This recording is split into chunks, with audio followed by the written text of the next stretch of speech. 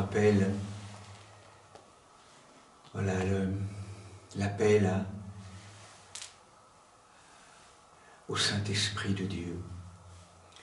Roi céleste, consolateur, Esprit de vérité, toi qui es partout présent et qui remplis tout, trésor des grâces et donateur de vie, viens et demeure en nous.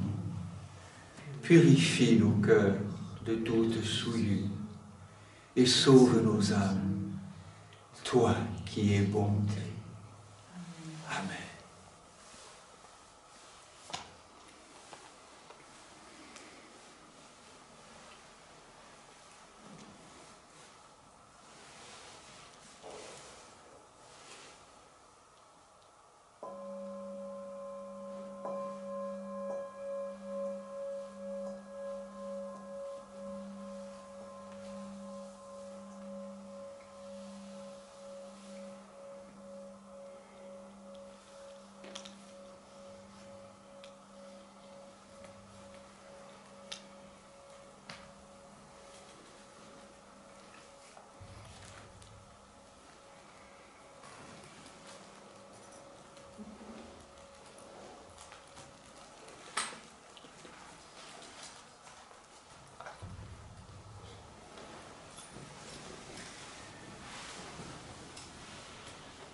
La présence de l'Esprit Saint, nous le rappelions ce matin, qui nous dynamise, qui nous éclaire, qui nous purifie, qui nous délivre de toute souillure. C'est pas toujours un mot simple, l'impression d'être souillé. Souillé, ça fait référence aussi dans la tradition des anciens à cette image d'un cœur. Ce cœur qui normalement est un miroir. Le cœur de l'homme est un miroir. C'est Grégoire de Nice qui nous rappellera cela. Et c'est un miroir pour refléter la lumière incréée, la lumière du Seigneur. Et souvent, dans ces miroirs, un peu comme dans les temps anciens, il y a des taches sur le miroir, qu'on appelle le teint, je crois, les miroirs avec du teint. Les souillures, finalement, on pourrait aussi l'appeler, peut-être d'un mot un peu différent, c'est aussi les nouures. Nous sommes des êtres noués. On le rappelait ce matin, c'est un autre mot pour signifier cet état cet état d'enfermement, cet état d'être clos sur nous-mêmes, cette dimension, cette perspective de l'ego, qui n'a rien de mal en soi, l'ego, on sait bien, c'est cette qualité cette capacité à se différencier de l'autre, en l'occurrence pour l'enfant, le nourrisson, le bébé de la maman. Donc ce moi, ego, qui est important dans la structure. Et le problème, c'est l'ego qui reste clos sur lui-même. Alors que l'ego, le moi, est invité à une structure protectrice, qui est invité à s'ouvrir pour laisser se révéler ce qui est au cœur du moi est plus grand que moi. Qui est ce que Jung appellera le soi, mais de manière plus générale, c'est la présence du Christ, du Seigneur. Il y a en moi, il y a au milieu de vous quelqu'un que vous ne connaissez pas encore. La présence de ce je suis, la présence de l'être, la présence de la personne que nous sommes en devenir. Encore un peu comme une chenille qui n'est pas encore devenue un papillon. Cette image de la métamorphose. Nous sommes souvent des chenilles rampantes. Une humanité rampante, nouée. Et là, encore d'autres mots, d'autres expériences, d'autres paroles sont toujours la même chose. Comment délivrer, comment se laisser délivrer et aller vers cet accomplissement, vers la naissance de de la personne, de l'être que nous sommes en devenir. Je ne sais pas comment dire, on est né une première fois, mais on a encore tout enveloppé dans des langes, dans des couches. Progressivement, tout ce travail, c'est d'apparaître, de se révéler dans cette dimension d'éternité. Et donc, la souillure, la nouure, ce miroir. Ce que le rappelle aussi Grégoire de Nice, c'est intéressant, c'est que le cœur, c'est pas seulement un miroir, c'est aussi un miroir mobile. C'est-à-dire que ce cœur, en fait, la manière dont on va orienter notre miroir, eh bien, on va focaliser ou regarder tout ce qui ne va pas, ou au contraire ce qui va et ce qui ne va pas, ou au contraire toujours voir le bon, le positif et le beau, en fait. Hein. Et notre responsabilité, c'est comment aussi tourner le miroir voilà, vers ce qui va bien. Hein. Et c'est vrai que ça, c'est un grand exercice de santé, particulièrement aujourd'hui, quand on est un peu plombé, où on reçoit beaucoup de projections, de mauvaises nouvelles, de choses qui vont jamais bien, enfin, une espèce de focalisation parfois de l'information un peu déformée. Il ne faut pas non plus tout enjoliver, c'est pas un monde bisounours, c'est clair, mais il y a quand même cette propension à toujours vouloir aussi observer ce qui ne va pas. Et vous vous rappelez, en fait, on devient ce qu'on regarde. Ça, c'est un sacré exercice de santé, en fait. Hein. Si on voit toujours ce qui ne va pas, hein, le chaos, on va refléter le chaos. Et si par contre on a cette habitude, cet exercice pratiquement thérapeutique de toujours voir au cœur du monde défiguré, de ce qui ne va pas forcément bien, quelque chose qui va bien, le beau, le bon et le vrai, quelque chose qui fait qu'on va toujours faire advenir, hein, et on reflète la beauté. Hein, on devient ce qu'on regarde.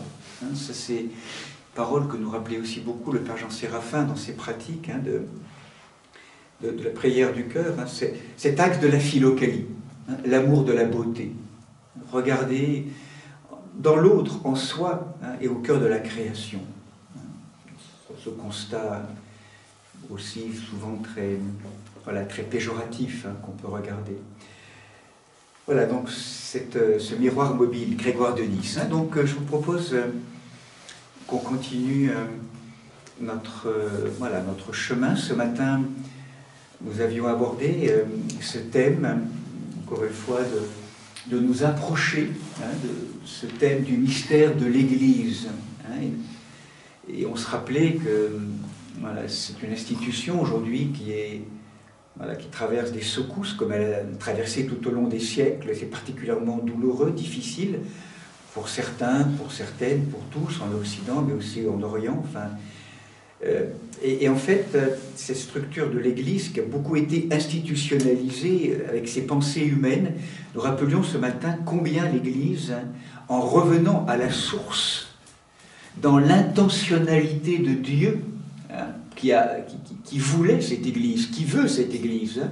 Cette Église, donc, on le sent bien, c'est un milieu ambiant, c'est une pépinière, on le rappelait ce matin, à la Pentecôte, le don de l'Esprit Saint, hein, l'Église est fondée sur l'Esprit Saint. Elle apparaît saturée de présence de l'Esprit Saint. Et ce petit troupeau du Christ, quelques hommes, quelques femmes, une centaine peut-être, ou un peu plus quand même, qui restent avec cet événement bouleversant de la croix, la résurrection, tellement de personnes qui ont été choquées par ce qui s'est passé, n'ont pas compris, ont été... comment cette humanité, recevant l'Esprit Saint, va devenir autre. Hein, cette sortie de la dimension psychologique pour révéler une dimension totalement autre. Hein. Donc l'Église naît à ce moment-là. Hein, c'est le lieu d'enfantement, de génération qui nous aide à quitter justement cette dimension infantile, adolescente de notre humanité, pour qu'en recevant l'Esprit Saint et en se faisant travailler, en étant travaillé, sculpté par les mains divines, nous puissions faire apparaître ce pourquoi nous avons été créés, hein, et qu'on ne sait pas encore manifester. Hein. C'est le travail de l'Esprit Saint, hein, qui est là. Je dirais, c'est un bain de révélation qui va nous inviter à devenir, à purifier, à nettoyer, à embraser, à émonder. Tout ce travail de dynamisation qui nous fait apparaître tel que nous devrions toujours, enfin tel que nous sommes conçus pour apparaître aux yeux du Seigneur. Hein. Donc c'est vraiment tout un chemin. Donc on avait rappelé à travers différentes images, donc en novembre dernier, le thème de l'Église, hein, comme construction, comme édifice. Hein. Nous l'avons retouché ce matin en fin de parcours, donc avec le thème du corps, hein, au niveau de l'Église. Cet après-midi, donc j'aimerais vous rappeler aussi, toujours pareil, en m'appuyant sur cet enseignement du Père Coulomzine, donc dans la trame, hein, donc ce troisième aspect, je dirais, de la dimension ecclésiale, donc emprunt aux études, à la transformation, à la formation, donc à la formation théologique, pardon, j'y arrive par correspondance, hein, donc de l'Institut Saint-Serge. Le troisième aspect que j'aimerais aborder aujourd'hui avec vous, autre point de vue encore de l'Église, c'est la notion de l'épouse. Hein, donc ce matin, on a abordé la notion du corps, hein, donc avec tout ce que ça impliquait pour nous. Cette fois-ci, je propose, ça va rejoindre aussi pour chacun d'entre nous une dimension peut-être plus intime dans nos âmes, parce qu'on a vu à quel point c'était en écho avec notre chemin personnel. C'est ce chemin d'épousailles, hein, l'épouse. L'Église comme épouse du Christ. Donc ce matin, on était quand même bien focalisé sur l'enseignement de saint Paul, qui était vraiment celui qui est le seul véritablement qui utilise cette image du corps, hein, dans ce Premier Testament et même dans le Second Testament. Là, je dirais, l'image de l'épouse va nous aider, va nous permettre de voyager un peu plus largement en reprenant le texte biblique du Premier Testament, puis après en cheminant, comme ce matin, hein, on va le proposer une petite heure là, pour travailler ensemble, pour recevoir cette information de l'épouse. Et vous sentez aussi derrière tout cela, nous sommes aussi ce corps, nous sommes aussi cette épouse. Comment aujourd'hui nous nous laissons être épousés par le bien-aimé, hein, que notre cœur aime. Hein, c'est toute cette dimension intime, profonde de l'alliance qui est là. Et c'est vrai que le thème de l'alliance, puisque ça rejoint au-delà donc cette notion d'épousailles, est un thème extrêmement important, je pourrais dire, qui fonde toute l'histoire biblique. L'histoire de la Bible, depuis Genèse jusqu'à l'Apocalypse, on va la montrer, enfin en tout cas on va le rappeler, c'est une histoire d'alliance. C'est l'art de l'alliance. Pour vous montrer que dès le début, dans le texte biblique, nous sommes créés à l'image de Dieu. Le Dieu est un Dieu de l'alliance et nous sommes, de toute façon, qu'on le veuille ou pas, invités, on est profondément ordonnés, fondés sur ce thème de l'alliance. Je vous rappelle simplement, en reprenant le texte biblique, hein, de la Genèse, donc là je vais plonger simplement quelques minutes d'introduction sur l'hébreu, hein, avec l'hébreu, en vous rappelant quelques diapositives que je ne projetterai pas là, mais en tout cas à travers des petits papiers. Vous rappelez que le premier mot biblique qui ouvre la Bible en hébreu, c'est ce mot qui est là, hein, qu'on lit en hébreu, Bereshit. Bereshit, qu'on traduira en grec par en arché. C'est aussi le premier mot, au passage, qui ouvre le Second Testament dans l'évangile de Jean. Hein, donc, je plonge vraiment dans l'épaisseur, dans l'exégèse, dans le texte biblique, tel qu'il se manifeste en hébreu, Bereshit, qui veut dire en arché in principio, qui voudrait dire en fait au commencement. Et vous savez qu'on a souvent traduit ou conçu ce commencement comme un commencement historique, il y a des milliards d'années, ou la création. En vérité, le texte biblique nous parle éventuellement de cela, mais surtout il nous parle, vous le savez, d'un commencement vertical, un commencement à l'intérieur de nous-mêmes. Qu'est-ce qu'il y a au commencement de la vie, au départ? Quel est le principe, le fondement de notre être, le commencement, hein, de notre vie, de nos structures, au-delà même de toute la matière, de tous les corps qui sont là? Quelle est donc l'architecture de lumière, le commencement de notre être, à la genèse de notre être, hein, ce Bereshit? Et donc, beaucoup de choses à dire sur ce mot, à tel point que certains rabbins passent leur vie à contempler ce premier mot. Hein. Ce premier mot, en vérité, contient tout le mystère biblique. Et particulièrement la première lettre, qui est la lettre Beit, hein, qui apparaît donc, ici, la lettre 2, hein, en hébreu. La lettre première, c'est Aleph, et Aleph en hébreu désigne l'incréé divin. Dans Beit, on rentre dans la création, dans le créé. Beit, en hébreu, on pourrait aussi le mettre comme ça, dans un petit dessin inversé. On a bougé la lettre dans ce sens-là. Et là, on a Beit, et de manière étonnante, le grand idéogramme qui est associé, on a l'impression un peu d'une hacienda, d'une maison. En fait, c'est une maison. Beit est l'idéogramme associé à la maison, à tel point que c'est la lettre qui aussi introduit en hébreu le préfixe dans la maison, dans, un D-A-N-S, Donc, Beit. Cette première lettre, continuons à la décliner dans cette perspective intéressante au niveau hébraïque, en déclinant. Puis maintenant, cette lettre, je l'écris en hébreu, littéralement telle qu'elle doit être écrite, Beit. Ce que je découvre, c'est que cette maison, alors cette maison finalement qui ouvre la Bible, la maison, c'est une maison qu'on peut comprendre comme étant à la fois la création tout entière, la maison dans laquelle Dieu est invité à entrer, si les portes sont ouvertes. Mais je dirais que les maisons, dans tous les registres du plus petit, du plus grand au plus petit, sont concernées par Beit. Nous sommes aussi maison, Beit. La création est maison. Chacune de nos cellules est une maison. La maison communale, familiale, sociétale. La maison est un contenant, on pourrait le dire, eh bien, qui donc a été créé donc, par l'incréé divin. Et là, ce qu'on découvre en disant Beit, la maison en hébreu, si je prends la première lettre ici et la troisième, j'ai un mot qui apparaît en hébreu qui est Bat.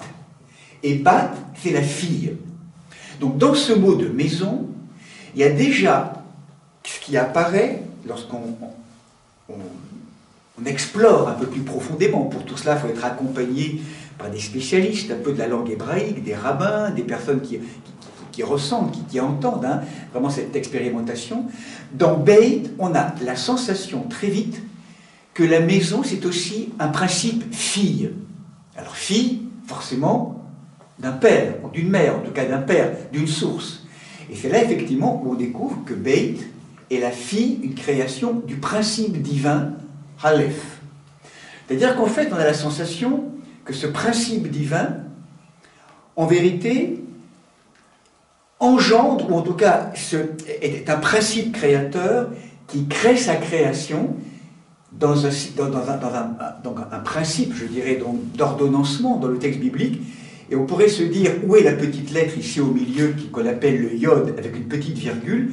Bien, dans le texte biblique, on découvre que Yod est inscrit dans la maison, c'est-à-dire qu'en vérité, Yod, c'est la trace de Dieu, c'est la participation divine qui est intégrée dans la maison que je suis. C'est l'image déposée en chacun d'entre nous, dans la création, qui est en lien avec le principe divin extérieur créateur, l'incréé divin. Nous sommes ensemencés de la présence, ou en tout cas capables d'éternité, dans cette image qui est déposée là. Et ce qui est intéressant dans le texte biblique, eh bien, c'est qu'on va découvrir que maintenant, avec les lettres Bereshit qui sont là, je prends les deux premières, les deux dernières, je fais un mot qui est celui-là, Brit, Bereshit, je prends les deux premières, les deux dernières, j'ai le mot Brit qui apparaît. Et au milieu, ces deux lettres, Esh. Bereshit, ce mot, veut dire autre chose, c'est alliance de feu. C'est-à-dire que le premier mot biblique, dans ce Bereshit, nous signifie que tout le texte biblique est une histoire qui va nouer le créateur divin avec le principe créé, la création, inviter à vivre ensemble une alliance de feu. L'alliance. Et je dirais que toute la création, toutes nos structures humaines, et ça, il faudrait vraiment approfondir le texte biblique, les premiers jours de la Genèse, Genèse 1, Genèse 2, nous expliquent toute cette Genèse avec les structures de l'être humain, comme si on faisait un peu, le mot est un peu, une espèce d'IRM ou de radiographie des profondeurs les plus intimes, beaucoup plus profonds que nos organes extérieurs. Nous sommes véritablement des êtres créés avec des structures pour l'alliance, des calices, voilà, une dimension donc féminine, on pourrait dire, en tant qu'on soit homme ou femme, cette création féminine par rapport au Créateur divin. Donc cette alliance de feu, vous le sentez, il y a toute une pédagogie de la Bible qui va nous apprendre comment au départ ce lien entre le Créateur divin puis la matière créée, donc êtres humains, je passe très vite, comment ça va être un dialogue? On va apprendre à se rencontrer, à se connaître, j'ai un peu peur, enfin qu'est-ce qui se passe? Il y a un dialogue plus ou moins froid, plus ou moins lointain, et comment progressivement au cœur de la Bible, ça va se réchauffer jusqu'à ce que le texte biblique nous dise que la création est particulièrement un peuple qui va être sélectionné parmi les peuples bibliques, mais aussi parmi les peuples, mais aussi chaque être humain, va de plus en plus se sentir concerné par l'appel de plus en plus important du Créateur à venir faire alliance, à être épousé. Tout notre chemin est vraiment un chemin d'épousailles. Que nous soyons en couple, homme, femme, que nous soyons célibataires, il y a toujours cette alliance avec le principe divin de nos âmes en attente d'être épousées par le principe divin. Puis vous le savez, nous sommes aussi, qu'on soit homme ou femme, mâle et femelle, avec tout ce que ça implique aussi dans nos structures humaines, et qu'il y a aussi une alliance en chacun d'entre nous des principes mâles et femelles qui nous fondent. Donc nous sommes vraiment ici à rencontrer les uns les autres des événements extérieurs pour nous apprendre ce thème et à vivre de plus en plus l'alliance. Et vous sentez bien qu'aujourd'hui, dans nos formations universitaires, ou même dans une société très occidentale, très rationaliste, vous sentez à quel point on est très yang, on est très projetant, en voulant tout contrôler, en voulant tout faire, alors qu'il y aurait un apprentissage, justement, à ne plus faire, mais se laisser être fait. Parce que ce n'est plus moi qui dirige, comme un danseur, où j'ai la sensation de tout maîtriser ou diriger. Je me laisse être accompagné par le compagnon divin, par cette alliance, qui va donc m'inviter, m'aider dans un compagnonnage qui est choisi et qui est décidé, de pouvoir me laisser être sculpté et fait à la mesure où dans cette alliance, je vais recevoir de la présence divine tout un ensemble d'informations. Vous sentez que plutôt que de diriger ou de maîtriser, tout mon chemin, quel qu'il soit, d'où je pars, va être un chemin d'apprentissage où je vais apprendre à m'abandonner à un principe divin. Et là, il y a tout un art, cet apprentissage, où là, on va se laisser à la fois agir, parler, raisonner, comme on le rappelait ce matin, habité de plus en plus par un Seigneur, par une présence qui veut se révéler et qui veut s'incarner, qui veut se manifester à travers la présence qui m'est donnée de vivre. Donc c'est toute cette expérience de l'alliance que je vous propose donc de resignifier. Je vous ai brossé un petit peu le chemin ou la perspective, le fil d'or, on pourrait dire, sur lequel on va aller. Mais toute la Bible, vous allez voir, c'est toute cette histoire de ces épousailles. C'est une grande question pour nous. Est-ce que nous sommes vraiment, même si nous sommes en couple, est-ce que vraiment nous nous sentons unis, profondément épousés de l'intérieur? Parce qu'on n'est pas simplement épousé par l'homme ou la femme que nous aimons, que nous rencontrons, parce que ce n'est qu'humain. Au cœur de l'humain, il y a autre chose que de l'humain. Il y a du divin. Et comment ensemble, un couple, homme et femme, vont se laisser être épousés par un troisième, par un principe divin, qui va encore plus les unir que s'ils n'étaient que deux. Je ne sais pas comment dire. Il y a comme une force particulière, c'est le sens du couronnement, du mariage, de pouvoir vraiment entendre qu'il y a au milieu de nous un principe, comme on le rappelait ce matin, un prince qui va de plus en plus nous inviter à intégrer, à rencontrer l'altérité, la différence de l'autre, et de moins en moins d'en faire un lieu de séparation, mais de plus en plus de communion et d'alliance. Je crois que tout l'art de notre vie, c'est l'art de l'alliance. L'art de l'union.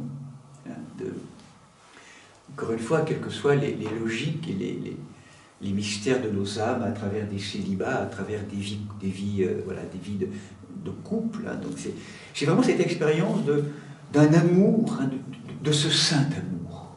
De ce saint amour qui vient nous aider progressivement à entrer dans une pédagogie de l'amour et des épousailles. Donc, simplement pour vous rappeler que cette thématique de l'épouse, prend racine dans le Premier Testament. Donc nous l'avons vu avec le texte de la Genèse, avec le texte de la Torah aussi.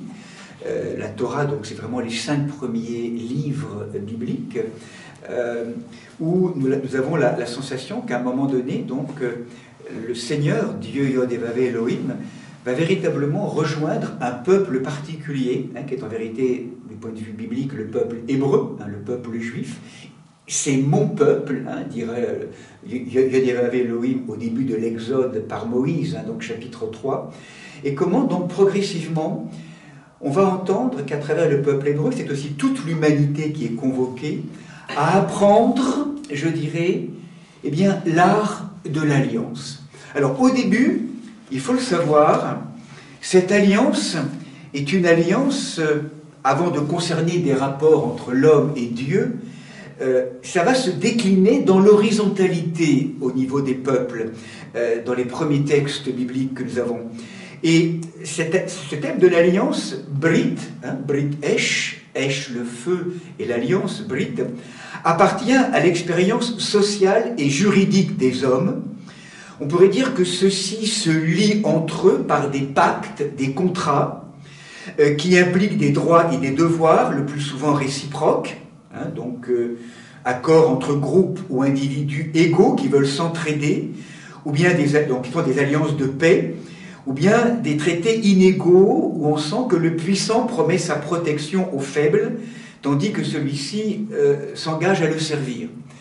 Donc ça, c'est vraiment quelque chose d'assez horizontal. C'est comme ça que l'alliance, au début, est perçue, est expérimentée, est éprouvée dans le texte biblique. Puis progressivement, on va y mettre de plus en plus de verticalité.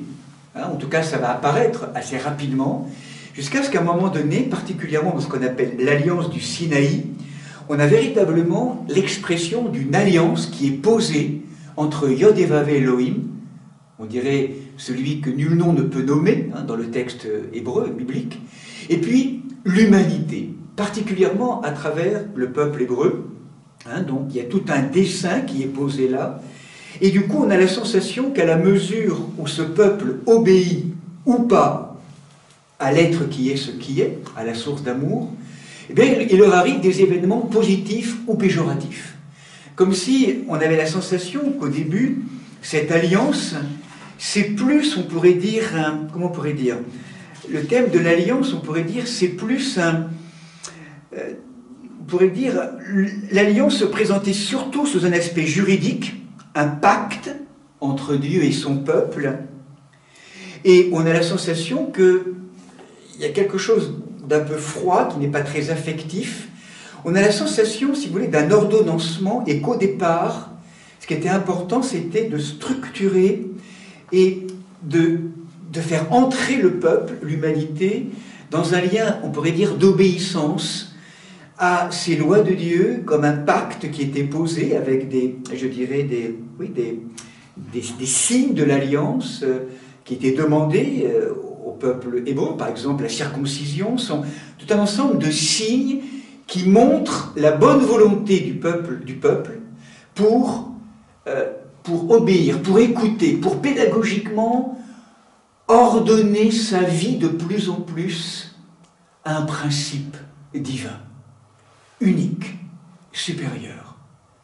C'est comme si tout était hétérogène au niveau humain, au niveau structurel, et c'est comme si la première pédagogie dans cette loi de l'Alliance était de structurer, de rassembler, de verticaliser et d'apprendre pédagogiquement où est la place de chacun et quels sont les signes de l'Alliance et quels sont les devoirs et les droits qui signifient cette notion de l'Alliance, de ce pacte de l'Alliance.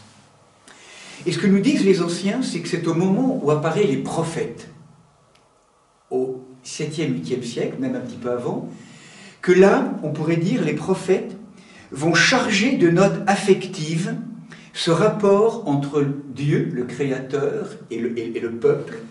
Et là, on va voir apparaître, et celui qui est le plus prégnant dans le texte biblique, c'est le prophète Osée, mais aussi Jérémie et Ézéchiel, où là, on va vraiment entendre que Dieu est cet époux qui demande à l'épouse humanité, je dirais, eh bien de lui rester fidèle, de lui être fidèle. C'est là que progressivement, On entre dans une dimension plus affective, comme si cette alliance de feu, hein, quelque chose de l'ordre de cette conscience du feu apparaissait de manière plus claire. Et là, vraiment, c'est avec la dimension prophétique que va apparaître toute cette thématique où Dieu va même aller très loin en demandant au prophète, et c'est le prophète Osée hein, qui va ouvrir cela, un prophète d'Israël, l'un des premiers, qui va vivre aux environs de moins 780 à moins 750, où là, Osée, il va lui être demandé d'épouser une femme qui se prostitue, une femme infidèle. Pour que l'humanité, c'est intéressant ça, pour que l'humanité expérimente dans sa chair ce que l'être divin expérimente à chaque fois que le peuple, ou chacun d'entre nous, nous sommes infidèles en choisissant d'autres dieux ou en oubliant le pacte d'alliance de feu qui est déposé en chacun d'entre nous. Cette image de cette épouse adultère, cette épouse qui se trompe d'époux, c'est l'image qui de plus en plus va se développer en oubliant de donner pouvoir et amour à son Seigneur et en donnant tout pouvoir à des réalités relatives, à des veaux d'or. Enfin, c'est toute l'histoire que nous vivons encore aujourd'hui, où finalement, on a fini par relativiser l'absolu, qui du coup disparaît, et par contre, on absolutise toutes les réalités relatives, avec des logiques idolâtriques, avec des logiques, quel que soit, je dirais, le visage ou les figures de ces réalités relatives. Voilà, la notion de ce que Kierkegaard, hein, ce philosophe, nomme idolâtrie, c'est absolutiser les réalités relatives parce qu'on a relativisé l'absolu. Relativiser l'absolu, absolutiser le relatif. Et bien là, c'est l'enjeu de tout ce qui va se passer au niveau prophétique. L'oubli de l'époux divin et donner pouvoir à tous ces faux époux qui peuvent prendre valeur d'argent, de pouvoir, de puissance, enfin de tout un ensemble de choses. En vérité, derrière le faux époux, vous sentez bien, ce sont ces forces diaboliques, ces forces qui nous manipulent, ces forces qui nous chosifient, qui nous instrumentalisent, et qui vont toujours nous avoir à travers 3 axes, rappelez-vous, jouissance, possession et pouvoir. Puissance, hein, donc jouissance, puissance et possession, pardon. 3 axes, toujours, par lesquels on va toujours être tenté par le faux époux de rapter cette épouse que nous sommes en devenir potentiel, en édulcorant ou en éliminant de l'histoire, ou en le relativisant, en le négligeant, l'époux divin. Donc là, le prophète Osée, hein, c'est une très belle histoire, ce prophète Osée, simplement le rejoindre 2 minutes, hein, Osée 1 et 2, donc Yod-Hé-Vavé va dire à Osée, va, prends une femme se livrant à la prostitution. Hein, vous vous rappelez, la prostitution en hébreu, c'est effectivement une femme qui peut se donner avec plusieurs époux, enfin, ou se vendre, hein, et la notion d'être objet, hein, prostitution. La notion d'être objet, de se rendre objet ou de faire de l'autre un objet. On est vraiment dans le monde de la prostitution.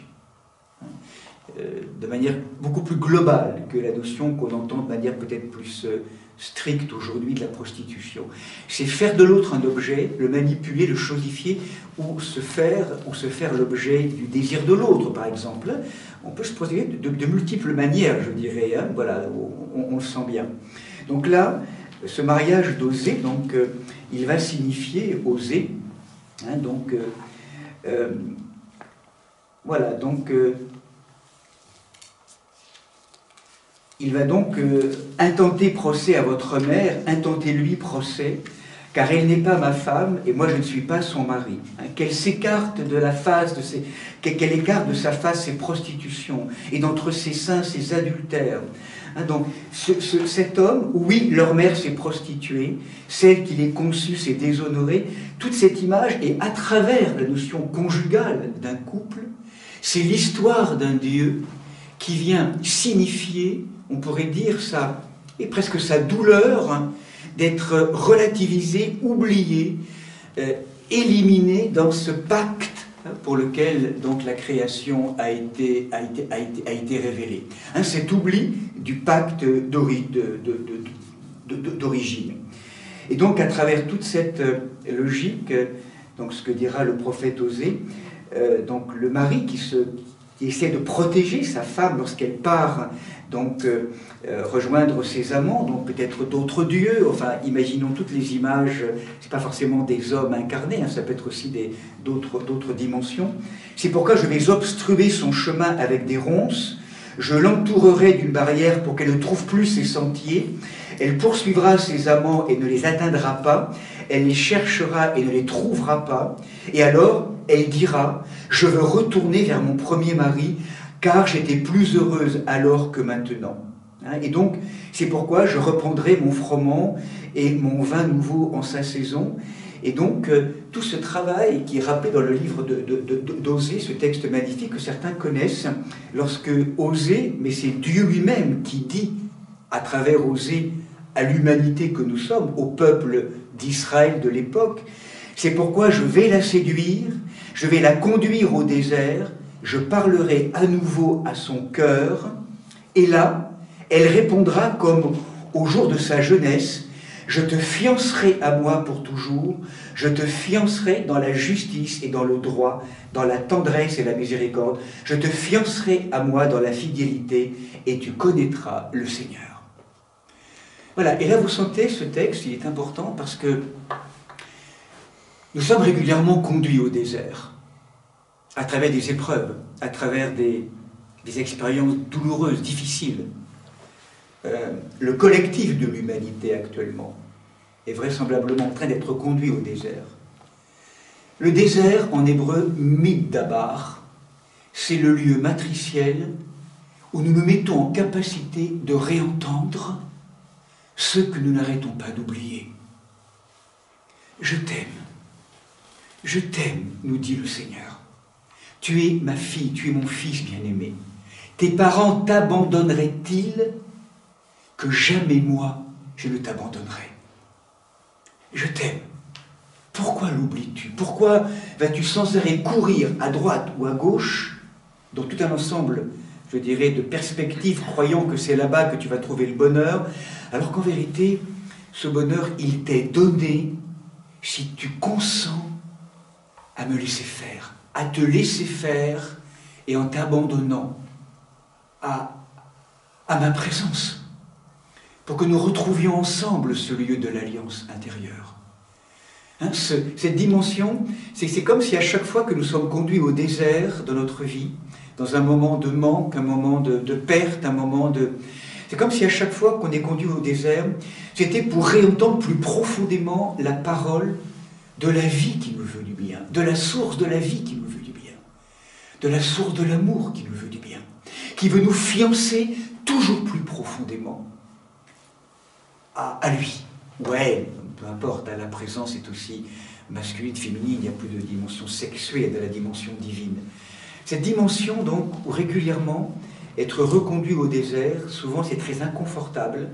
Le carême est un moment où nous choisissons d'être reconduits au désert pour donner la primauté. C'est le sens également du ramadan dans la tradition musulmane, ou de tout un ensemble de différentes traditions spirituelles, où on se met dans un état de, je dirais, un peu de manque, surtout au niveau alimentaire, de jeûne, pour se mettre un peu, pour être dans une forme de difficulté, pour découvrir que tous ces désirs illusoires ou quelque part secondaires qui m'habitent ne sont en vérité que le désir de l'unique essentiel.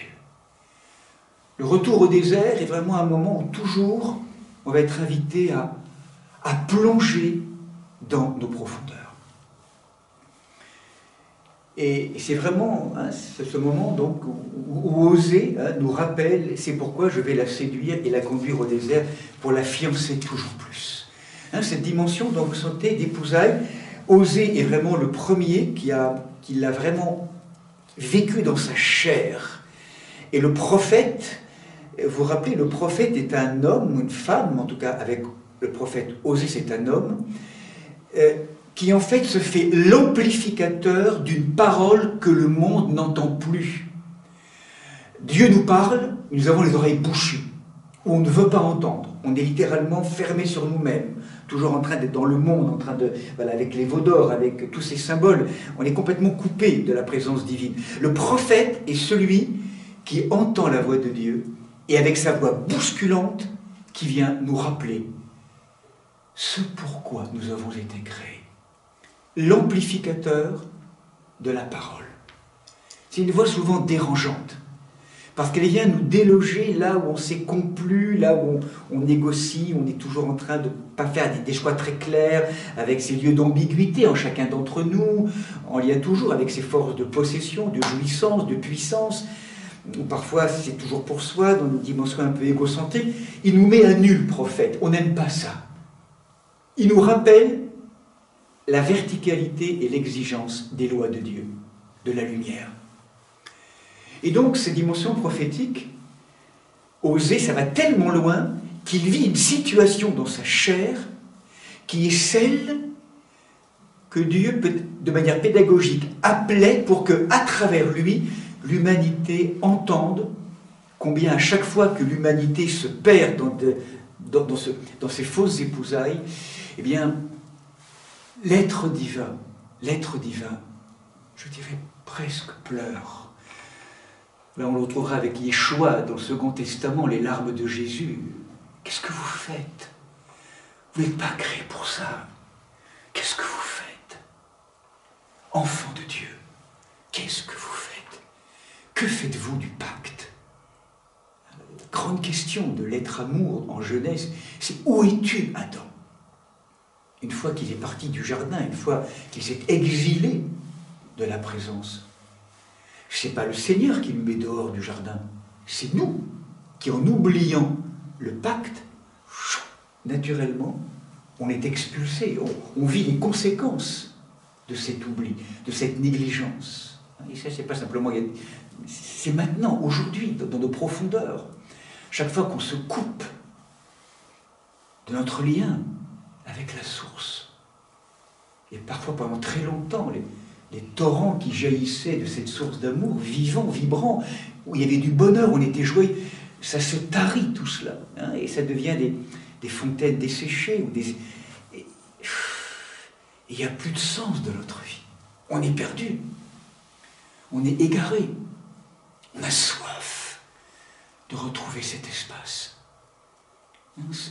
Tout ce chemin d'épousailles. Jérémie aussi, le prophète, va nous le signifier aussi. Hein. 2-3 mots simplement. Jérémie, lorsque dans le chapitre 2 de Jérémie, ainsi parle le Seigneur, Yod Evav Elohim, je me rappelle l'affection de ta jeunesse, l'amour de tes fiançailles, alors que tu marchais derrière moi au désert, dans une terre qui n'était pas ensemencée. Rappelle-toi cet amour du départ des chemins. Rappelle-toi. Jérémie, qui nous dira, tu étais là pour eux le long des chemins, tu as profané le pays par tes prostitutions et tes forfaits, aussi les pluies fut-elles retenues et l'ondée tardive ne vint plus. Hein, c'est parce que nous nous prostituons, hein, nous plongeons dans cette... Nous donnons tout pouvoir aux faux époux diaboliques, on pourrait dire parfois dans nos situations, qu'on va générer les conséquences à l'extérieur, dans la création. Jérémie, Ézéchiel aussi, hein, donc vous reprendrez tout ça si ça vous intéresse, Ézéchiel chapitre 16 et chapitre 23, rappelez-vous ce moment de Ézéchiel, cette parole bouleversante, là on est vraiment dans quelque chose de très très affectif, on pourrait dire, lorsque Dieu dit au peuple hébreu, mais je dirais à chacun d'entre nous, je passais près de toi et je te vis, te débattant dans ton sang. Hein, chapitre 16, verset 6. Je te dis, quand tu étais dans ton sang, vis, et je te fis croître comme l'herbe des champs. Tu te développas, tes seins s'affermirent, ta chevelure devint abondante.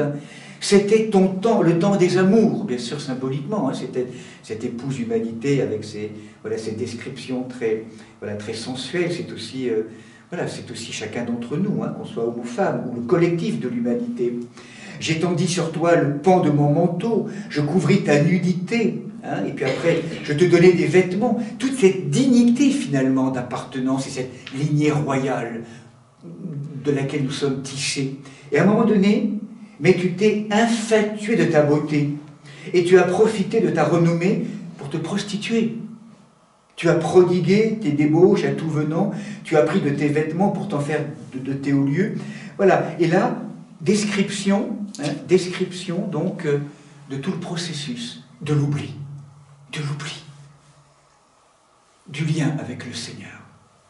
Mais de manière ultime, je dirais pour conclure cette image prophétique, n'oublions pas qu'à chaque fois que l'épouse, et c'est chacun d'entre nous, cette épouse humanité, donc là, ce sont les préfigurations qu'on retrouve dans le Premier Testament, encore une fois, eh bien, il y a ce moment bouleversant, donc en lien avec le prophète Isaïe, ce prophète donc, qui conclut Isaïe, et qui va nous rappeler à chaque fois ce pardon de Dieu, ce pardon de l'époux devant sa création, devant l'humanité, hein, qui peut partir tellement loin. Hein. Lorsqu'en Jérémie, il est dit « Reviens, rebelle Israël, je n'aurai plus pour toi un visage sévère, car je suis miséricordieux, je ne garde pas rancune éternelle. » Et ce moment, donc, dans les quelques phrases qu'on retrouve dans Isaïe 54, l'une des plus belles pages de la Bible, lorsque Yod et Vav Elohim dit à chacun d'entre nous, mais aussi au collectif, ne crains pas, tu ne seras pas confondu, n'aie pas honte, tu n'auras plus à rougir, car tu oublieras la honte de ta jeunesse, car ton époux, ce sera ton créateur. Oui, comme une femme délaissée, dont l'âme est désolée, Yod et Vav te rappelle, répudie-t-on la femme de sa jeunesse, dit ton Dieu, un court instant je t'avais délaissé, mais ému d'une immense pitié, je te rassemblerai.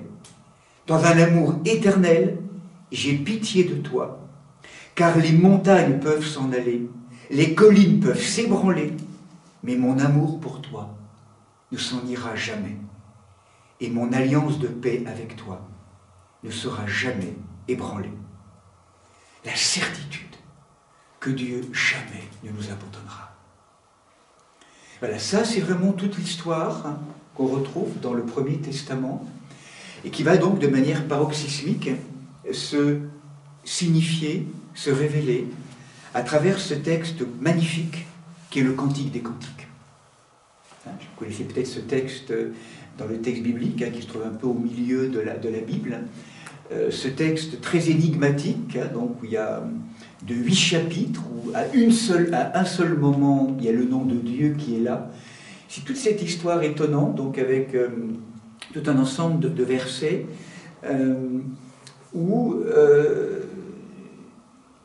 qui racontent l'histoire à la fois de point de vue littéral de la rencontre entre un berger et une bergère, avec toute l'évolution de l'amour, l'étreinte, puis le retrait, puis toute la pédagogie qui va se jouer, toute l'évolution de ce couple homme-femme, et que très vite, ce texte a été intégré parce que les anciens y ont vu aussi toute la pédagogie et toute l'alliance entre le bien-aimé divin et la bien-aimée, qui est donc la synagogue à l'époque, le peuple hébreu, et puis justement pour nous, et on y vient tout doucement, l'Église.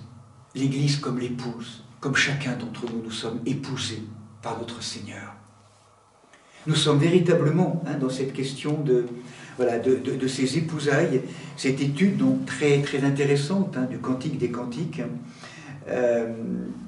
Voilà, donc là ce texte, je ne sais pas, certains peut-être le connaissent, ou en tout cas c'est ce texte énigmatique qui a été longtemps, dont on a longtemps interrogé la présence dans le texte biblique, un texte d'une grande poésie, qui vraiment nous signifie, vous rappelez ce qui était là, Jean-David le chantait merveilleusement bien, donc avec son luth et avec c'est un texte chanté, donc une grande poésie sur tous ces amours, et cette dimension allégorique de vraiment la rencontre entre le Dieu et son épouse humanité, hein, c'est-à-dire dans le collectif, mais aussi pour chacun et chacune d'entre nous. Hein, la bien-aimée comme l'Église. Hein, et là, rappelez-vous, même si c'est un texte qu'on utilise très peu maintenant, c'est un texte qui a servi de manière très détaillée, à un moment donné, à toute la pédagogie pour préparer au baptême, comme si ce Cantique des Cantiques donc racontait toute l'histoire justement de cette épouse. Comment nous nous laissons être épousés par le Seigneur, être épousés par le vivant, hein, par le Seigneur. Et là, dans la pédagogie biblique, vous le sentez, tout le Premier Testament, depuis Abraham, on pourrait dire, jusqu'au dernier prophète et l'apparition de Jean-Baptiste, hein, donc on a à peu près 2000 ans qui est là. C'est toute l'histoire d'une humanité qui tente, à travers le peuple hébreu, d'entendre, de comprendre, de se donner à l'époux divin, avec tellement parfois des moments de retrait et de nouveau de repartir dans ces lieux d'oubli. Et on peut dire que cette épouse humanité, à travers le peuple juif, hein, donc dans le Premier Testament, oscille entre ce qu'on appelle sainteté et prostitution. Je retrouve ce mot, sainteté et prostitution, parce qu'il est très intéressant en hébreu. Le mot prostitution, je m'excuse, j'y reviens encore parce que c'est un mot qui est très fort, comme on l'entend au niveau hébraïque, qu'on conjugue avec le mot sainteté. Vous me direz, quel est le lien entre ces deux mots, finalement, que tout paraît opposé, qui sont un peu comme l'antithèse. En vérité, en hébreu, je n'ai pas le mot hébreu là maintenant, je pourrais vous le donner, en tout cas écrit en lettres hébraïques, c'est formé des mêmes lettres hébraïques. Kedesha, Kedusha. C'est différemment voyellisé, mais c'est les 4 mêmes lettres qui signifient prostitution ou sainteté. En gros, dans le programme de vie de notre humanité, on n'a pas d'autre choix qu'entre la prostitution ou la sainteté. Ça veut dire quoi, ça? Ça veut dire que notre histoire, c'est à qui nous donnons le pouvoir dans nos profondeurs au niveau de l'alliance. Quel est l'époux ou le faux époux qui nous rencontre? Je ne sais pas si je suis clair à travers ces mots. Si je laisse tout pouvoir au faux époux, je suis manipulé, croyant être libre, je me fais l'objet d'avidité, de possessivité, de tous ces dérèglements qui m'habitent. Eh bien là, en donnant tout pouvoir au faux époux dévoreur des profondeurs, j'entre dans ce chemin de prostitution. Je suis objet. Je me laisse être objet. Je suis victime. Je tourne toujours la faute des autres. Je ne me remets jamais en question. Une espèce de côté objectivation, chosification. Et donc du coup, je chosifie tout, je manipule, ou ça manipule à travers moi, je donne tout pouvoir à l'inconscient, à ces animaux intérieurs qui sont magnifiques en même temps, parce que je ne les rencontre pas. Toutes ces énergies qui m'habitent sont prises en main par des forces de mort, des forces qui en fait me submergent et qui me rendent objet, être objet ou rendre l'autre objet, ou rendre la création objet. Et donc du coup, je peux la piétiner, je peux aller faire n'importe quoi avec les animaux, avec les enfants, tout est chosifié. C'est véritablement le lieu de l'objectivation de la prostitution. La sainteté, au contraire, c'est le moment où, comme on le rappelait ce matin, en redonnant pouvoir à la présence divine qui me fonde, Seigneur, j'ai été créé pour cette alliance de feu. Qu'ai-je fait de cette alliance? Et si, dans ce retournement, cette prise de conscience, je redonne pouvoir à l'être divin, et donc, comme on l'a rappelé ce matin, tout ce travail bien ordonné sur soi-même, où je réordonne ma vie à la source d'amour, j'entre dans ce chemin de sainteté. Et être dans ce chemin de sainteté, vous sentez bien, c'est à nouveau être sujet. C'est-à-dire que je redeviens libre. En fait, dans la Bible, mais même dans le message évangélique, ce n'est pas tellement la question du bien ou du mal qui est concernée, bien sûr que ça l'est, mais surtout, dans l'éprouvé, c'est est-ce qu'on est libre ou est-ce qu'on est esclave? L'état d'esclavage est un état, on pourrait dire, c'est synonyme d'état de prostitution. L'état de liberté, c'est l'état où, conduit par mon Seigneur dans ce compagnonnage, par cet époux dont je me reçois, je vais apprendre de plus en plus à révéler cette dimension libre en moi, de la personne, du sujet, où j'ai la sensation que je suis habité et conduit par l'esprit, et que c'est plus ces forces qui me manipulent et où je reste objet. C'est très intéressant comment l'hébreu, à travers ces 4 mêmes lettres hébraïques, qui sont des consonnes en hébreu, hein, la langue est consonantique et elle va être voyellisée après, en même temps, comment ces 2 mots signifient en vérité l'état de l'alliance, du mariage intérieur. Quel est l'époux? Qu'est-ce qui règne en moi, hein, dans ces dimensions profondes. Et donc, je vous rappelais simplement cela, c'est que dans cette dimension, donc ce chemin de 2000 ans, hein, parce que finalement, nous aussi, dans nos lignées humaines, nous portons et nous transportons des générations d'hommes et de femmes, dont certains ont été totalement au rendez-vous de l'histoire, d'autres beaucoup moins, se sont perdus. Enfin, on porte tout ça dans nos chemins d'oubli aussi, dans nos profondeurs. Mais en tout cas, dans l'histoire biblique, arrive un moment intéressant où, chemin faisant, eh bien, c'est comme si en fait ce dialogue, au départ, qui était assez lointain, d'apprentissage pédagogique, va de plus en plus se rapprocher, jusqu'à ce qu'à un moment donné, eh bien, cette nature humaine, préparée à travers tout un travail de transformation, va se rendre capable de pouvoir accueillir en plénitude la chérina divine. Ce moment et cette présence, pour vous, c'est qui? C'est Marie. La Vierge Marie, c'est cette humanité, un peu comme la fine pointe d'un arbre, le sommet de l'arbre transgénérationnel du peuple hébreu, qui vient offrir au Seigneur, à travers tout ce travail transgénérationnel de purification des mémoires que nous sommes invités à faire, mais aussi à travers son élection particulière aussi, Marie, dans l'histoire biblique du peuple hébreu, fait jonction entre Premier Testament et Second Testament.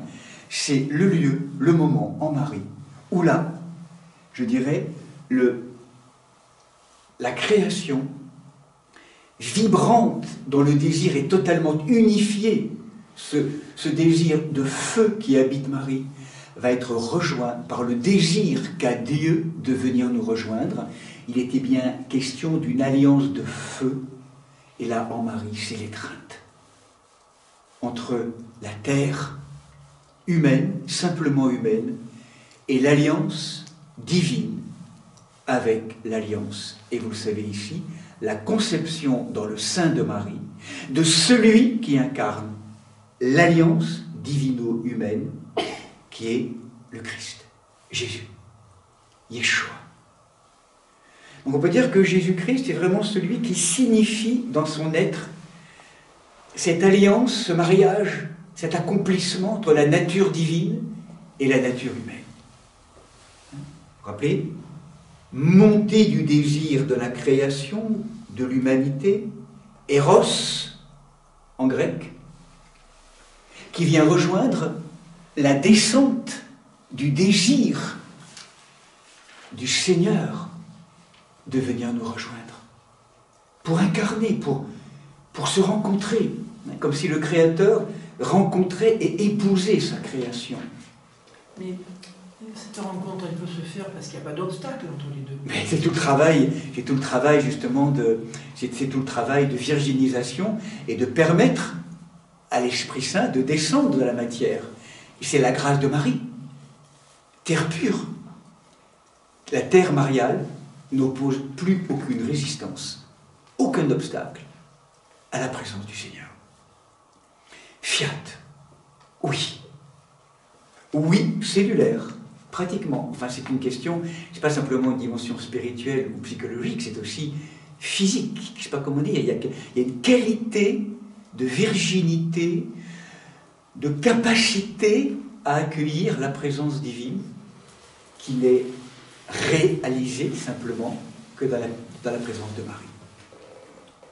Hein? Donc voilà, on va peut-être poser ça, puis après on aura peut-être un petit temps. Mais effectivement, c'est très juste. Marie est vraiment cette humanité. Hein, c'est pour ça qu'on l'appelle vierge. Hein, c'est pas simplement cette virginité, je dirais, physiologique, hein, cette virginité particulière, voilà, qui peut défier les lois de la procréation. Parce que Marie, en fait, nous fait passer de la procréation à la co-création. Et donc, du coup, cette virginité physiologique qui peut défier un peu les lois de cette Marie vierge avant, pendant et après l'accouchement de Jésus, mais cette virginité, c'est tout le chemin que nous avons à faire, nous, pour retrouver cet espace vierge qui nous habite. Mais comme on le rappelait ce matin, tellement occupé par tellement d'informations, tellement de noms, tellement de nouures, tellement de douleurs simplement, de blessures d'amour, nouées, tellement de mal à dire oui, à s'abandonner à l'amour. Tu es aimé gratuitement, tu es aimé non pas parce que tu le mérites ou parce que tu es super, tu es aimé parce que tu es et que tu existes. Tu es mon fils et ma fille bien-aimée. Recevoir cette qualité d'amour, mais comment c'est possible? Comment c'est possible? Ça déjà le fait de non, mais je peux être aimé que si jamais. On est tellement ordonné et configuré à des logiques de formatage pédagogique ou éducatif. Là, c'est un amour complètement inouï qui nous est donné de manière gratuite. Et finalement, notre humanité, nous avons à apprendre justement à devenir cette grande place nue qui laisse l'œuvre de Dieu s'accomplir. Tout ce travail de désencombrement, hein, ce que dira Jean-Baptiste finalement, qui est le prophète qui fait le lien entre Premier Testament et Second Testament, c'est il faut que moi diminue. Si tu veux que Dieu entre, il faut que toi tu sortes. Enfin, la perspective du moi toujours centrale, moi, le centre de gravité. Si tu veux que Dieu entre, il faut que toi tu sortes. Il faut que moi diminue, se dissolve progressivement pour que ce soit toi, Seigneur, qui vienne, en tout cas qui se révèle. C'est parce qu'il y a trop plein, il y a trop de moi, c'est toujours trop de moi, trop de cette dimension, encore une fois, que nous avons à ouvrir toujours plus et à rencontrer dans cette libération. Donc, Marie est vraiment là, comme cette présence. Je vais terminer simplement le chemin pour vous, pour simplement signifier ce thème à travers déjà cette préparation du Premier Testament. Et donc là, on arrive à ce moment donc en Marie, où là donc rencontre, et arrive donc la présence du Christ, vous sentez, qui lui, eh bien, est justement Dieu fait homme, Dieu incarné. Ça c'est unique, cette expérience d'une nature divine qui assume en plénitude cette nature humaine. Donc là, on est vraiment dans cette logique. Et là, le Christ, Jésus, va apparaître, en tout cas dans certains textes de l'Évangile. Je ferai référence, par exemple, dans l'Évangile de Jean. Il n'est pas anodin que le premier texte qui apparaît après le prologue et le baptême, rappelez-vous, Jean 2, c'est les noces de Cana. Tout l'évangile de Jean commence par ce miracle, cette transformation de l'eau en vin, dans ce moment très étonnant où Jésus est invité avec sa mère à des noces dont on n'a aucune notion de qui c'est, en tout cas dans l'évangile de Jean, dans les noms. On a l'impression que Jésus et Marie prennent toute la place, en vérité, à ce moment-là. Et rappelez-vous ce que dit Marie, au moment où les noces, il n'y a plus de vin, les noces, le maître de cérémonie a mal calculé, en tout cas il y a une menace qui fait qu'il n'y a plus de vin. Marie interpelle Jésus, ils n'ont plus de vin. Voilà, il n'y a plus de noces, il n'y a plus de joie, il n'y a plus de vie. Symbolisons cette notion, il n'y a plus de vin, ça ne va pas. Ça ne va pas, ils sont en manque, ils vont manquer. Ça manque de vie, de joie, d'espérance, de lumière. Donc Marie est solidaire justement de ce couple, Et là, donc, bien sûr, Jésus va intervenir, hein, et il dira donc aux servants, faites tout ce qu'il vous dira. Et c'est comme si à travers cette dimension nuptiale de ce mariage qui commence et qui introduit l'évangile de Jean, on a la sensation que, du coup, toute la dimension de la prédication du Christ, de son ministère, va être placée sous le signe de l'alliance, sous le signe d'aller rechercher l'humanité là où elle s'est perdue, pour la ramener là où il est, dans le sein du Père. Et pour s'allier, pour en faire des épouses, justement. L'épouse. Il y a ce moment aussi très fort dans l'évangile de Jean, rappelez-vous ce moment en Jean 3, où c'est Jean-Baptiste, donc les noces de Cana, et en Jean 3, où certains opposent Jean à Jésus, etc. Et donc Jean leur fit cette réponse. Vous-même, vous m'êtes témoin que j'ai dit, moi je ne suis pas le Christ, mais je suis celui qui a été envoyé devant lui. Celui qui a l'épouse est l'époux. Quant à l'ami de l'époux, il se tient là, il l'écoute, et la voix de l'époux le comble de joie. Telle est ma joie, et elle est parfaite. Jean-Baptiste, celui qui a l'épouse est l'époux. Et là où certains voulaient faire de Jean-Baptiste l'époux, Jean-Baptiste dit non, l'époux c'est pas moi. Moi je suis l'ami de l'époux, qui se tient là, qui écoute, et qui dit du mieux qu'il peut vous rapproche de l'époux, mais je ne suis pas l'époux, un autre est l'époux. L'époux, c'est lui. C'est lui pour lequel j'ai ouvert le chemin, hein, le Christ, Jésus le Christ. Et la voix de l'époux le comble de joie, telle est ma joie, elle est parfaite. Il faut qu'il grandisse et que moi, je diminue. Voilà, là il y a toute la parole de notre chemin d'individuation. Il faut que moi diminue et qu'il grandisse. Hein, moi. Donc tout ce que ce moi signifie pour chacun d'entre nous. Moi, diminue pour que ce soit toi qui apparaisse. C'est-à-dire, c'est étonnant cette histoire. C'est comme si en fait notre histoire humaine, c'était un pèlerinage. Je suis ordonné à moi, moi.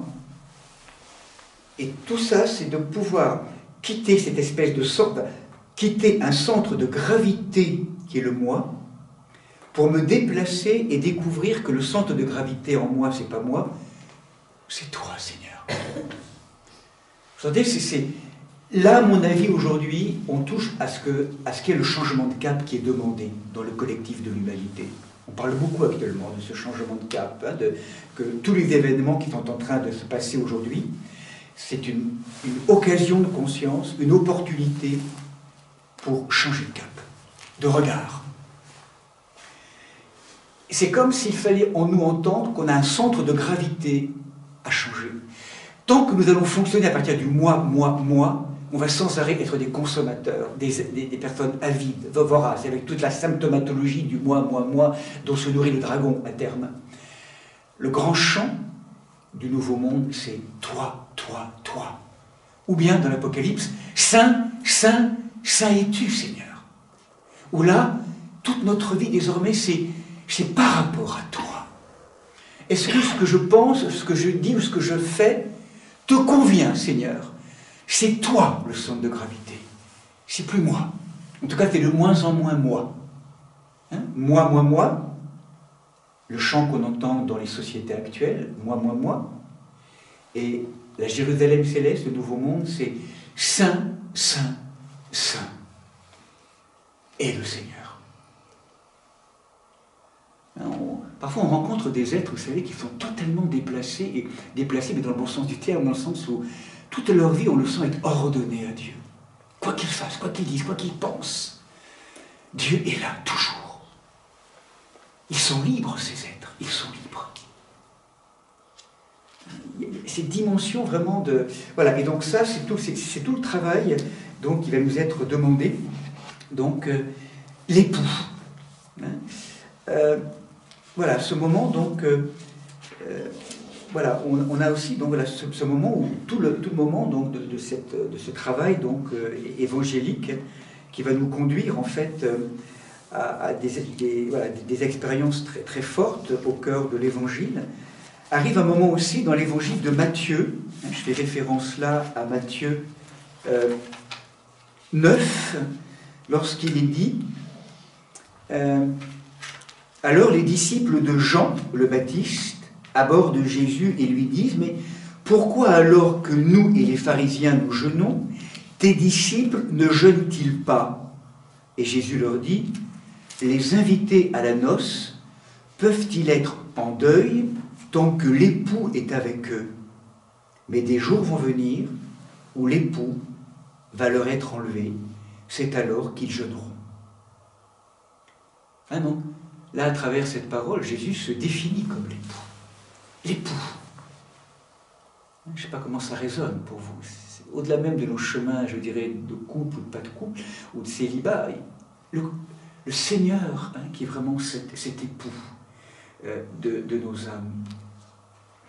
Vous savez aussi en Matthieu, justement, où Jésus parlait de ses noces, il y a cette très belle parabole du festin nuptial, Matthieu 22, où il nous est dit, il en va du royaume des cieux comme d'un roi qui fit un festin de noces pour son fils. Il envoya ses serviteurs appeler à la noce les invités, mais eux ne voulaient pas venir. Il envoya encore d'autres serviteurs chargés de dire aux invités, « Voici, j'ai apprêté mon banquet, mes taureaux, mes bêtes grasses sont égorgées, venez aux noces. » Mais eux s'en allèrent, l'un à son champ, l'autre à son commerce. Les autres maltraitèrent, saisirent les serviteurs et les tuèrent. Alors le roi se mit en colère, et il envoya ses troupes. Et alors il dit à ses serviteurs, la noce était prête, et les invités n'en étaient pas dignes. Il incendia leur ville. Allez donc aux places d'où partent les chemins, et convoquez à la noce tous ceux que vous trouverez. Voilà, cette notion d'être convoqué à un festin de noces. Et là, regardez, le Seigneur nous appelle, et franchement, aujourd'hui, au cœur du monde, ben en fait, on va au commerce, on va au champ, on va au sport, enfin, on va dans tout un ensemble de choses, mais on ne répond pas à l'appel. En tout cas, on peut y répondre à l'appel, on peut aller au sport en étant en lien avec le Seigneur aussi, hein, je ne dis pas le contraire, mais on se noie souvent dans le collectif avec cette espèce d'absolutisation de choses extérieures, alors qu'on est invité à des noces. Et là, eh bien, on est complètement à côté. Donc le monde aujourd'hui, il vit de cela, ou il meurt de cela plutôt, à travers ses représentations extérieures. Si la création est devenue ce qu'elle est aujourd'hui, maltraitée dans cette pollution et toute cette litanie, je dirais, écologique ou écocide qui est là, dont je ne vais pas rappeler la liste tellement elle est longue, c'est parce que c'est les conséquences de ces chemins de prostitution du collectif de l'humanité depuis plusieurs siècles, avec ce paradigme de la modernité, où on a oublié ces lois de la conscience. Donc, tout cela, on l'a généré.